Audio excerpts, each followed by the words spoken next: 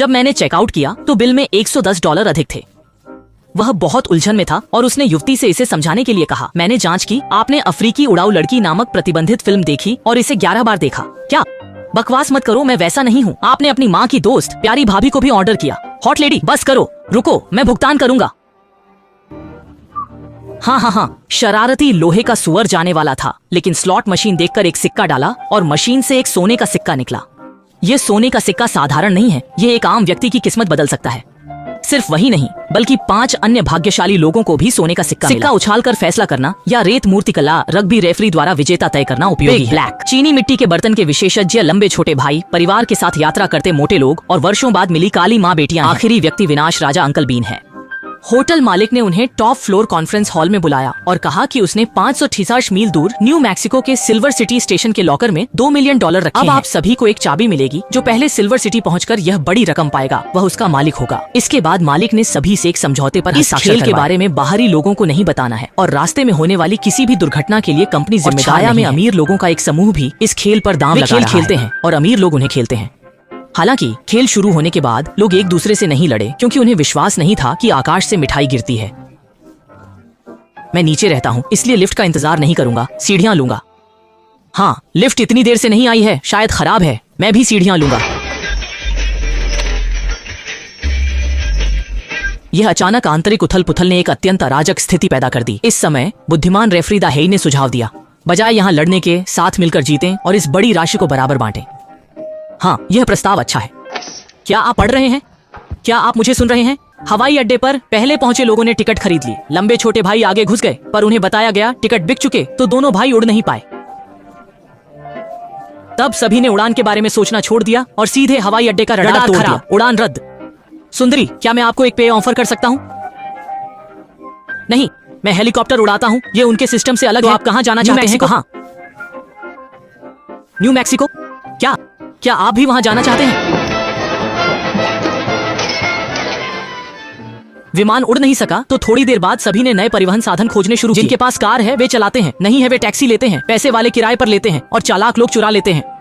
रास्ते में मोटी लड़की को अचानक शौचालय जाना था। नहीं, तुम नहीं चाहती। नहीं, मैं चाहती हूँ, तो रुको। हर मिनट कीमती है, 1 मिनट में 2 लाख का नुकसान हो सकता है, मैं रुक नहीं सकता। तो एक बोतल ढूंढो, लड़कियां बोतल में पेशाब कर सकती हैं। फिर एक फनल भी ढूंढो। अरे बदबूदार पिताजी, बच्ची को बड़ा नंबर करना है। बड़ा नंबर, तो इसे बेहतर तरीके से हल करें। उसके बाद दा हेई ने टैक्सी ली। ड्राइवर ने उसे तुरंत पहचान लिया, इसलिए दा हेई ने किराया भी नहीं पूछा, क्योंकि वह उसके कई प्रशंसकों में से एक था। ड्राइवर ने उसकी वजह से हजारों डॉलर हारे थे। उसने कहा वह शॉर्टकट जानता है जिससे 1 घंटा बचेगा, लेकिन चलते चलते दा हेई को कुछ गड़बड़ लगी। ड्राइवर ने दा हेई के कपड़े उतार दिए। कहा, अगर तुम्हारी वजह से मैंने कपड़े हारे तो तुम भी मत पहनो। काली दासी की ओर हिरण के बारे में अनजान होने के कारण उसने सड़क किनारे गिलहरी बेचने वाली औरत जानती हैं इंटरकॉन्टिनेंटल हाईवे कैसे जाएं? हाँ, लोग अक्सर मुझसे रास्ता पूछते हैं, क्या आप गिलहरी खरीदेंगे? नहीं, मैं सिर्फ रास्ता पूछना चाहता हूँ। मेरी गिलहरी बहुत अच्छी है, क्या आप एक नहीं लेंगे? ठीक है, मैं बस रास्ता पूछ रहा हूँ। आगे 1.8 मील चलें, बाएं मुड़े, फिर 5.4 मील चलकर पहाड़ पार करें, कम से कम 30 मील बचेंगे। आप गिलहरी नहीं लेंगे?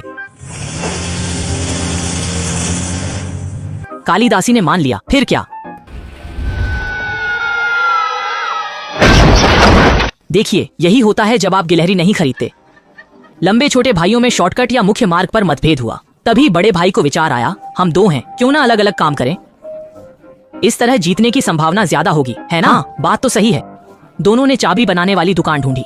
क्या तुम्हें पता याद है? चिंता मत करो, याद है। न्यू मैक्सिको स्टेशन का लॉकर नंबर 1 है ना? हाँ याद है। किसी को मत बताना कि उसमें 2 मिलियन नकद है।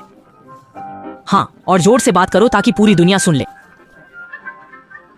ताला बनाने वाला भी निकल पड़ा। दोनों ने जल्दी से उसका पीछा किया। दोनों पक्ष मेरा पीछा करते हुए एक गर्म हवा के गुब्बारे के मैदान में पहुंचे। रस्सी गर्म हवा के गुब्बारे के साथ दौड़ना चाहती थी। बड़ा भाई कार के सामने चढ़ गया। गर्म हवा के गुब्बारे की रस्सी पकड़ना चाहता था, लेकिन खाली हाथ इतना, इसीलिए गर्म हवा का गुब्बारा उसे एक मवेशी फार्म में ले गया और एक गाय के पैरों पर लटक गया और उनके साथ आसमान चला। गाय का आसमान जाना है। हाँ, गर्म हवा का गुब्बारा भारी भार के कारण हिंसक रूप से हिल गया। रस्सी भी हिल गई। दोनों ने एक गाय की जांघ को गले लगाया, एक दूसरे से लड़े और अंत में बौने ने दूध की तोप के घृणित जेब से चाबी निकाली, लेकिन वह भी नदी में गिर गई। और इससे पहले कि वह उठ पाता, बेकाबू भाई भी अंदर आ गया। लेकिन फलियों की तुलना में वे बहुत बेहतर हैं। कम से कम वे पहले से ही सड़क पर हैं। फलियां अभी भी होटल में सो रही थीं। अगर कुछ बच्चे उसे नहीं जगाते तो वह गर्म झील के खाने तक नहीं पहुंच पाता। हाँ, फलियां जागते ही पहले टैक्सी ली, लेकिन सड़क पर आते ही एक एम्बुलेंस ने उसे उड़ा दिया। ड्राइवर डर गया, जल्दी से कार से उतरकर जांचा कि कार क्षतिग्रस्त है या नहीं। हाँ, अरे मूर्ख भाई, तुम ठीक हो? मैं ठीक हूँ, मेरी चिंता मत करो। मुझे अभी यिंगचैंग के लिए टैक्सी लेनी है। क्या यह संयोग नहीं है? मैं एल बोसो जा रहा था। रास्ते में ड्राइवर ने कहा कि उसे काम है, उसे तेज गाड़ी चलानी है, आपकी गति से नहीं, आपके धीमे होने से जोर से चला सकते हैं। उड़ान भरना भी ठीक है। दोस्त थे। ड्राइवर पूरे दिल से फलियों से बात करना चाहता था। देखो, यही मेरा काम है, एल बोसो को एक दिल भेजना। मूल रूप से हवाई परिवहन था, लेकिन विमान को रोक दिया गया था। सामने ट्रक से कचरा गिरा, उनकी कार टकराई, दिल सीधे उड़ गया। फलियां उसे उठाकर बैग में डालने लगी। फिर एक और झटका आया।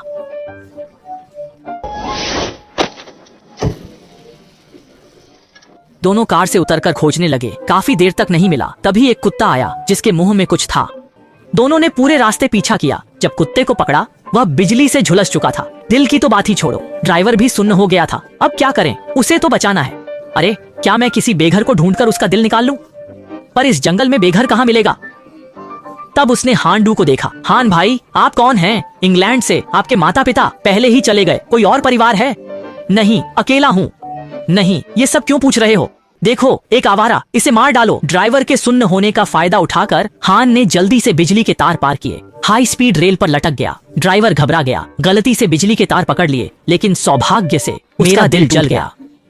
सबसे आसान यात्रा विमान के खंभे पर चढ़ने की थी। वह न्यू मैक्सिको पहुंचने वाला पहला था, लेकिन सुंदरी का प्रेमी पास ही रहता था। वह देखने गई और क्या देखा, प्रेमी अपनी पूर्व प्रेमिका के साथ था। सुंदरी को गुस्सा आया, सीधे विमान से नीचे आई, उनका खाना पलट दिया, फिर उनकी कार पर चीजें फेंकती रही। कायर डर गया, भाग निकला। सुंदरी ने विमान से पीछा किया। आखिरकार कायर की कार सड़क से बाहर धकेल दी। वह पत्थर से टकराया। सुंदरी का विमान भी खराब हो गया। पुलिस आती देख खंभे वाला स्थिति समझाने जा रहा था, लेकिन सुंदरी ने एक बड़ा मूव किया। अब तुम ऊपर हो, फिर नीचे जाकर कायर को पीटा, उसकी कार भी छीन ली। वाह, इतनी खूबसूरत बहू, क्या बात है।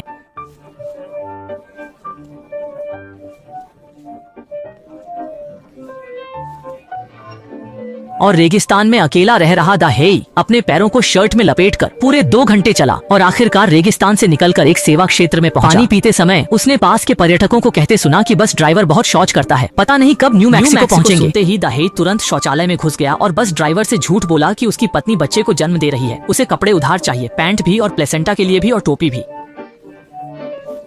नहीं, टोपी क्यों चाहिए? पूरी खाल पाकर दाहेई ने शिफ्ट ड्राइवर बनने का नाटक किया। एक बड़ी कार में चाचियों को बिठाकर निकल पड़ा, लेकिन ज्यादा दूर नहीं जा पाए क्योंकि उन्हें एक अजीब घटना का सामना करना पड़ा। आकाश में उड़ती एक गाय से टकरा ही घबरा गया, जिससे कार नियंत्रण खोकर सड़क किनारे रुक गई और एक टायर पंचर हो गया। जब वह टायर बदल रहा था, इन बेकार बैठी चाचियों ने स्पेयर टायर को खिलौना बना लिया, जिसे देखकर टायर दूर लुढ़कता चला गया। दाहेई का दिमाग हिल गया और उससे भी ज्यादा हिला देने वाली बात थी।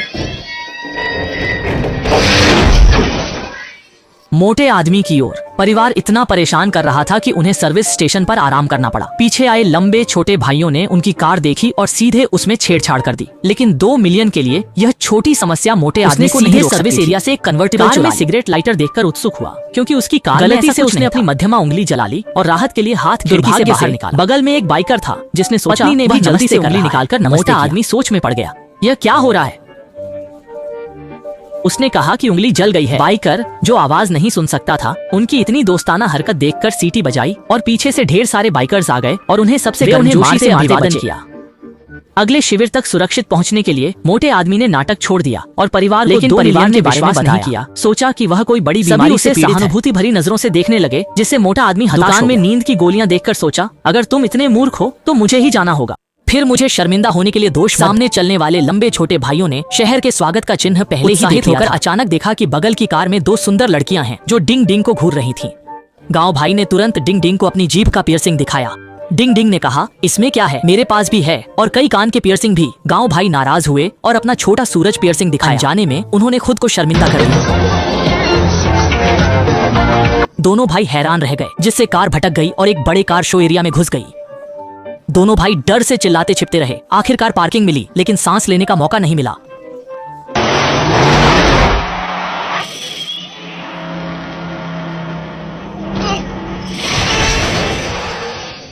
ड्राइवर ने सोचा दोनों पिस गए, जल्दी से उतरकर देखा, पर भाई मुड़े और उसकी कार लेकर भाग गए।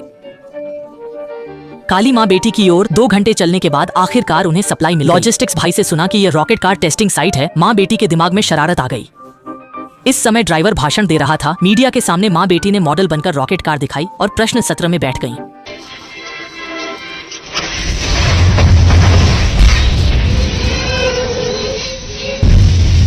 इधर आयरन पिलर और सुंदरी एक काली दुकान में कार ठीक करा रहे थे। टायर बदला पर मालिक ने $500 मांगे। सुंदरी नाराज हो गई। ज्यादा से ज्यादा $20 का काम है, दोगुना दूंगी, फिर आयरन पिलर को लेकर चली जाऊंगी। दोनों ने डांटते हुए पैसे दिए। ऐसे अनैतिक काम का बदला मिलेगा। क्या मेरी दुकान तोड़ दोगे? आखिरकार रॉकेट कार का ईंधन खत्म हुआ और वह एक पर्यटन स्थल पर रुक गई, जहां एक मानसिक अस्पताल की बस आराम कर रही थी। माँ बेटी को कर्मचारियों ने सीधे बस में धकेल दिया। वे बोली, हम रॉकेट कार से आए हैं। हाँ, हम सब रॉकेट कार से आए हैं। द हे की ओर बस पलट गई। फिर भी उसे एक और घोड़ा मिल गया। 6 समूह के लोगों ने 6 अलग तरीकों से यिनचेंग पहुंचे और जब उन्होंने दूर रेलवे स्टेशन देखा तो 5 समूह के लोग भागने लगे। पूरी ताकत से स्टेशन की ओर दौड़ पड़े। लेकिन आप सोच रहे होंगे, 6 समूह नहीं थे, क्यों सिर्फ 5 समूह दिख रहे हैं? आखिरी समूह बीन था। हालांकि वह सबसे अंत में निकला, लेकिन उसका परिवहन साधन सबसे तेज था। वह हाई स्पीड रेल से सीधे रेलवे स्टेशन पहुंच गया। लेकिन क्या आपको लगता है कि खेल यहीं खत्म हो गया? नहीं। जब बीन ने लॉकर खोला तो वह अचानक सो गया। दूसरों ने मौका देखकर तुरंत वहां पहुंचे, लेकिन लॉकर खोलने पर अंदर कुछ भी नहीं था। वह होटल मालिक का वकील। मालिक ने उसे अंतिम बिंदु पर परिणाम की प्रतीक्षा करने को कहा था, लेकिन वह चुप नहीं रहा और एक याओ बहन को लाना ही काफी नहीं था। उसने खेल के बारे में भी उसे बता दिया और फिर याओ बहन ने उसकी दाढ़ी काट दी। में कुछ सिद्धांत थे, लेकिन ज्यादा नहीं। 1 सेकंड पहले वह याओ बहन को रोक रहा था, लेकिन एक आई लव यू सुनते ही वह मैंने सोचा था यह यात्रा शानदार और समृद्ध होगी, मीठी और आरामदायक। लेकिन अचानक एक गाय आसमान से गिरी और रस्सी वाले ने पैसे बनाने वाला देखा। रेशम को गर्म हवा के गुब्बारे से बांधा, फिर गाय की रस्सी काट दी। चोरी करने में विफल रहा, रस्सी पकड़ नहीं पाया और गुब्बारा पैसे के थैले के साथ उड़ गया। यहाँ के अमीरों ने जब सुना कि खेल में कुछ गड़बड़ हुई है तो उन्होंने तुरंत सचिव से निजी विमान की व्यवस्था करवाई। यिनचेंग जाकर परिणाम देखना चाहते थे। मूल 6 समूह ने देखा कि पैसे का थैला उड़ गया। जिन मांग ने एक बस पकड़ी और पीछा किया। दिन से रात तक पीछा करते हुए आखिरकार ईंधन खत्म हुए गुब्बारे तक पहुंचे। जैसे ही उन्होंने पैसे पकड़े, वहाँ अचानक रोशनी जगमगा उठी। ये एक धर्मार्थ कॉन्सर्ट स्थल था। मेजबान ने पूछा, इसमें कितने पैसे हैं? मेजबान ने सोचा कि वे 2 मिलियन दान करने वाले हैं, इसलिए उसने तुरंत कुल दान में 2 मिलियन जोड़वा दिए। जब लोगों को समझ आया तो सभी हैरान रह गए। जिन मांग ने कहा यह मतलब नहीं था, लेकिन वहाँ आवाज इतनी तेज थी कि एक बूढ़े दंपति कुछ बच्चों के साथ मंच पर आए, बच्चों के कष्टों और आभार के बारे में बात की। कहा कि वे यीशु के 12 शिष्यों जैसे हैं। सुनकर सब भावुक और ईर्ष्यालु हो गए। यह भावना अवर्णनीय है, यह भावना अवर्णनीय है, यह भावना अवर्णनीय है, यह भावना अवर्णनीय है। यह भावना ऐसी है कि शर्म आती है अगर इस पैसे को वहां पहुंचे। और टाइजू ने देखा कि जिन मांग ने मेजबान का माइक्रोफोन ले लिया। मैंने होटल मालिक और अमीरों की तारीफ की, कहा कि उनके बिना हम यहाँ नहीं आ पाते और वे सबसे बड़े दानी हैं, क्योंकि उन्होंने कहा कि आज रात जितना भी दान हो वे उतना ही और देंगे। संकेत उलट था। पिता सम्राट सुनकर सन्न रह गए, पर वे सभी सम्मानित लोग थे। चुपचाप पीला कमल खाते रहे। स्क्रीन पर बढ़ती संख्याओं को देखिए। वैसे आप नहीं जानते किस फैक्ट्री में रहते हैं जहां से बाइशी को दान लेने बुलाया, क्योंकि उसके लोग अब मुझसे बात नहीं करते।